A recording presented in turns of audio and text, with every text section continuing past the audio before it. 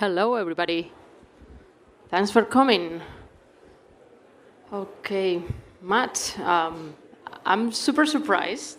I learned a lot last Friday when we talked about what you do and what your company does. And I want to start with a very side question, but I think it matches with what we're gonna talk about. How did you get here? Since you leave your home or you left like yesterday until you got here, how has that been? And then tell us what your company do in order to understand how things could be done different. I don't mean that I want to do that exercise of brainstorming, but I'm sure that you've been thinking about that because I don't know you a lot, but I know that you love what you do. You are very deep into this, and you're always connecting things that are related to mobility and transportation, based on the conversations we've had. So that would be my starting point for this conversation. Hello? Oh. We'll share, and we'll do it that way. So how did I get here? So I live on an island outside of Seattle. This question's taken me by surprise, but in a fun way. So I live on an island outside of Seattle. So I first drove to the ferry in my gas-guzzling, brand-new Bronco that my wife now said, we have to get an electric car next. I know it's a problem. Yeah, maybe in the future.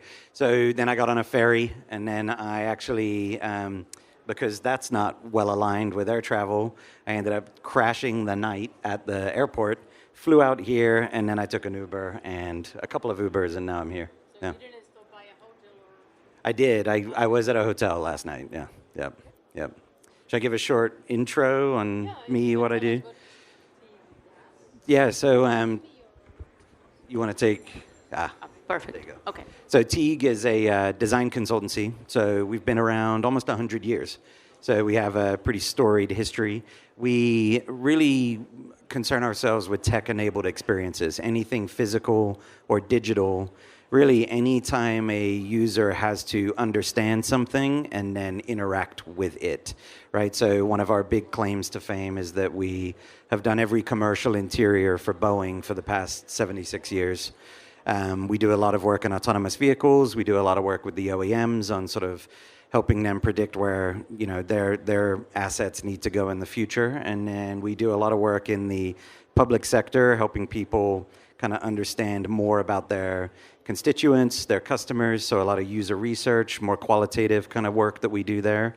Lately, we've been doing a lot of work on road usage charge. So as we move away from getting enough tax off of gas to pay for our road repairs, and we move to, taxing electrification and things like this and other ways of getting that money to do the repairs, we work with the end users, really the ones that are on the edge. It's like people that live in rural communities, truckers, things like that, to, gather how they are going to accept this and how they want to be communicated so that we can go represent that back to our public sector partners.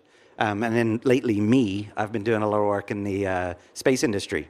So I've been doing new interiors and new user interfaces for new types of astronauts for new space vehicles and new low Earth orbit platforms. Very different. You said than astronauts. Today. Astronauts, yeah. I've been working pretty closely with some pretty legendary astronauts. It's kind of a funny thing. I don't actually get involved in too many projects, but that one, from my point of view in the company, I said, I'll come get involved in that one because I get to hang out with astronauts. Okay, but now you are the managing director. I guess you did that when your position wasn't that high? No. Or maybe more exciting at that point. We're a small enough company that you can kind of go get involved in that way if you choose, yeah.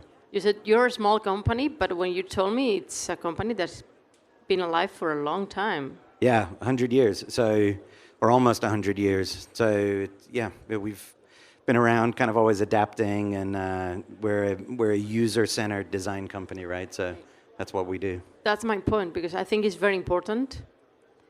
Two things you've said, like adapting and understanding the user. Yep. So I guess at the beginning you were doing something different, you as a company, Teague. And But now you found this, or I understand it's been an evolution. Yeah. But I also guess that you can tell us a little bit about how that evolution has been, because you are on a unique point of view to see mistakes from the past, things that shouldn't be repeated, or patterns that you are seeing again and again and again, and it looks like we are not learning at all. Yeah, maybe I can kind of like leverage that into something I want to talk to you about is, we work in lots of different industries. We're deep in aerospace, but we work in technology. You need to put it closer. Oh, sorry, pull it closer. All kinds of different spaces, and I think you build like a nomadic wisdom that you can then apply to different areas, right? So that I was talking to a guy from the Canadian Advanced Air Mobility group that's here at the conference, and he's saying, like, hey, can you help us with understanding the entire journey, not just our small silo, not just our fiefdom, but really everything that a user touches when they go through a travel experience or a transportation experience. So we bring that to our work that we do in the public sector, and you're right, there are lessons learned. We are continuing to work to improve accessibility in aerospace, and it's a massive challenge because, years and years ago, decades ago, decisions were made about air travel for short-haul flights, for example, where they're not actually demanded to be accessible for wheelchair users to get around, go to the bathroom, access different things on the plane. And what you end up having happen when you spend time with these people is they intentionally dehydrate themselves to get on a short-haul flight. And a short-haul flight is not that short, right? A short-haul flight is LAX to New York, Seattle to New York, Seattle to Miami. It's many hours. So you see people like harm themselves to go about that. And I do think, we're at a position in mobility and advanced mobility, all of these new things coming online, where we're reinvesting in infrastructure, we're reinventing infrastructure, we're introducing new modalities, eVTOLs, AVs, and there's a real opportunity to not repeat the sort of sins of our fathers and these preconceptions of the past when it comes to introducing these new vehicles. And we're probably not doing enough yet, is kind of how we feel and what we get involved with our partners. Okay. During our previous conversation, to prepare this talk, I felt that something that to me was different, and I wanted to understand is, how do you approach your clients? Because I think they come to you somehow, but there are different stakeholders that are very relevant. And it's difficult, or to me it's difficult. I think you do it very well, and that's why you're successful. But part of the beauty of Teague, I think, is putting together authorities, decision makers, somehow investors or builders, or those that are like doing business on top of infrastructure. Yeah. So who are your clients usually? And how do you feel the world is changing? Because I guess right now some people that weren't coming to you are now coming starting to you. To. Yeah, typically our clients are the OEMs or the service providers, right? So it's people with a product of some kind come to us to have us help them develop it, right, with a user-centered approach. But we are seeing more and more interest from kind of public sector groups, consortiums, to help them kind of center the user from the beginning. That's maybe one of my messages I want to get across today, is that it's important to take a human-centered approach in all of the work that we're doing in the public sector, to make sure that people, truly understand at a deeper level and have empathy with the end users. Because there's a lot of examples of us continuing to fail them, right? Like one that we talked about the other day, that we see people still ordering buses that are on paper, they help with accessibility, right? Like a kneeling bus, something that kneels down and deploys a ramp. On paper, that makes your network accessible, but it's not truly going far enough, right? It's not accessibility with dignity, which is actually a critical piece of the puzzle to make people feel like they're a part of a system and willing to be participants in it. And we're better off in America than a lot of places, as we talked about with LATAM, but we're not going far enough. And we have an opportunity right now with the introduction of these new modalities to do better. You think about a kneeling bus example. When you put yourself in their shoes and you go through the example, someone with disabilities, maybe with a wheelchair, it beeps. It literally sounds an alarm to kind of say I am now going into this mode switch. Then you get the hiss of electronics or the hiss of hydraulics, then the electronic motor pulling the ramp out. And at this point, everyone on the bus is very aware of the delay because that's what it is from a different perspective. And then when you get on the bus, there's maybe the worst moment of the experience. You get sort of an infantilizing moment where you get buckled in by the driver, right? And there's, if we do better as a group to center the user and have user requirements living alongside the technical engineering business requirements from day one, we can create better experiences for people that will do more to get people in the system, right? And get people using our networks. So I think you have some experiences to share, like successful experiences that has been good. Maybe mixed with some horror stories, right? Because a lot of our work, when we work with autonomous vehicle providers, it's all net new kind of stuff, right? So there's more of an opportunity to fix things. It's much harder when you're trying to fix things in flight. So if you imagine a plane, there's just only so much room in what you call the LOPA, which is the layout of passenger amenities. You're kind of trying to reinvent in a very limited or with a very limited palette. So some of the work we're doing right now is actually trying to get ahead of the next kind of airframes that are built. So we're working on a toolkit that we hope to sort of broaden how it can be used to have critical conversations within companies about accessibility, right? To make sure that it's a focus from day one. We're doing that. It's paid work with Boeing and Alaska, but we are hoping that we can kind of repackage that and then deploy that with other industries. Other work we're doing is, again, it's what you're stuck doing if you don't do a good job from the beginning. We're doing some work to. A lot of airplanes on short-haul flights will have two bathrooms next to one another.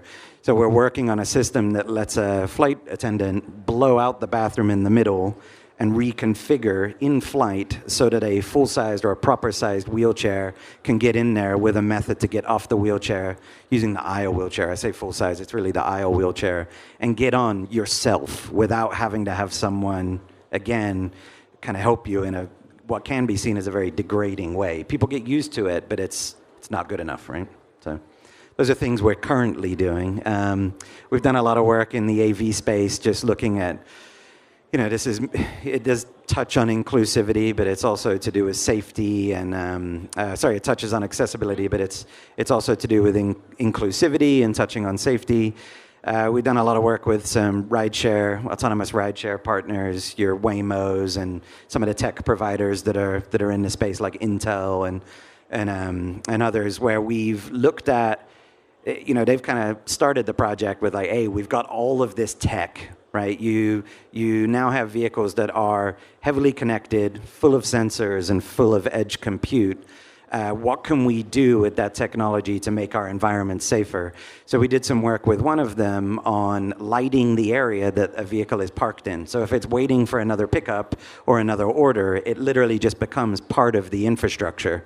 And that was inspired by, and we did some other stuff around autonomous food delivery where it would high beam light up the side that the vehicle was delivering on so that the path to the house was visible. Because, when there's no longer a human driver in the loop, people are concerned with anyone could be in there or anything could happen around it because there's not a driver helping with informal safety, right? So we did that. We did that based on some research that looked at lighting in Chicago and New York over a 2-year period, and hyper well-lit areas saw a 30+% drop in what you call index crimes. So we said, hey, we've got all this capability in your vehicles. Let's make them mobile infrastructure when they're not driving to their next pickup, their next drop-off. So if they're waiting for some reason, they become infrastructure. We did some other stuff with, we had a partner that had fisheye camera lenses inside the vehicle, where the image was trained on sort of like a baseline image of the vehicle to be able to detect spills, things like this that would trigger it going back to a depot to get cleaned. So we did some work with them where we said, hey, people are afraid of the technology, right? They don't yet trust it. One of the ways you can help build trust in something is you just familiarize it with people, right? You dispel their concerns. So we had a lot of users in this early study that were pretty, like, they were terrified of the vehicle. It sounds silly, maybe to people that sit in the industry all the time, but we just allowed access to that same camera feed that was being used for very business reasons. We just allowed them, when they hail the ride, they can view the camera feed. They can see that it's clean. They can see that there's no boogeyman hiding in there. And that did a lot to kind of like make them feel like they belonged, you know? Okay. So the world right now is changing. It's all about data. Today there's Google I/O, so everything is going to be AI after tomorrow, whatever. But what I mean is, how that has changed the amount of data you can gather with sensors, or like cell phones plus sensors plus smart cities, smart buildings, to make better decisions, and how Teague handles that. Because I think right now connectivity plus mobility is getting us into some plus infrastructure. Like that triangle. Yeah. It's changing right now, but it's going to change more. Yeah, I mean, our piece of that when we get involved is the user, right? So we have explored with some groups the idea that you could, it's a very lofty ideal for humans to go there, but that you can load balance across a network, like truly load balance in a way that doesn't have everyone kind of work within their own walled garden or wring their hands because they're concerned that they're losing transportation miles to another group, but help cities load balance transportation in their entire ecosystem across companies that could be seen as competitors based on traffic data. So my company is running into traffic in a certain area. Can I open some of that information to my competitors for the betterment of all, right? That's one thing that we get into. Another thing is kind of looking into and building experiences that make that handoff less frictionful, right? And we try to avoid the word seamless because nothing is truly seamless, but try to make it as good as we can.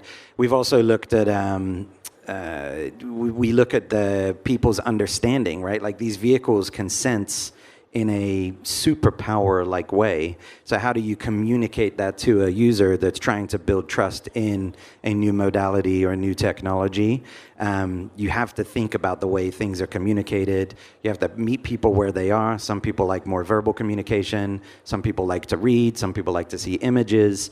So we work with our partners to provide kind of multiple ways to communicate to a user that's something extra sensory based on that data-driven superpower is being seen that's causing a change. Because if you sit in an autonomous vehicle or new modality with someone that's new to it and the vehicle starts to slow down, the first thing out of their mouth, if you're quizzing them, is like, why is it slowing down? So we'll highlight what the vehicle is seeing, maybe show them what the vehicle is seeing in that moment to help them build kind of comfort with sort of the vehicle taking care of them, right? And that's all data-driven, so it's all, you know, we try to convert all of that superpower to things that make sense for people. Okay. My last question, because we have 1 minute. Yeah, we're right there. It could be, what could be your message to the decision makers right now? My message for them, you know, I've talked a lot about kind of design or design and engineering for marginalized people, right? So people with disabilities, people that are in car-centric cities that may be in sort of transportation deserts, that want to get to goods and services. They want to get to healthcare. They want to get to jobs, and we're still not doing enough for them. So kind of a future pooled ability to kind of pull these people to our more arterial connections is a worthwhile goal. I'd say they are our early adopters in a lot of ways because we're not competing with their miles for other types of transportation that they already engage in or a car that they drive. They have critical needs, and they currently aren't engaging in the economy to the tunes of tens of millions and billions of kind of taxable earnings because we have transportation barriers in place. So my message is, we want to do right by them, and that's work that we're invested in. So if that sounds like something that's interesting to you, I'd love to catch up after. Of course. You're still here today and tomorrow? My partner Gaya is here tomorrow, Okay. but I'm out of here. But Okay. yeah. But Okay. still, they can talk to you today? Yes, I'll be around all Both day. today and tomorrow. Cool. Okay. Thank you, Thank Rosa. you. My pleasure. I appreciate it. Thank you. Thank you.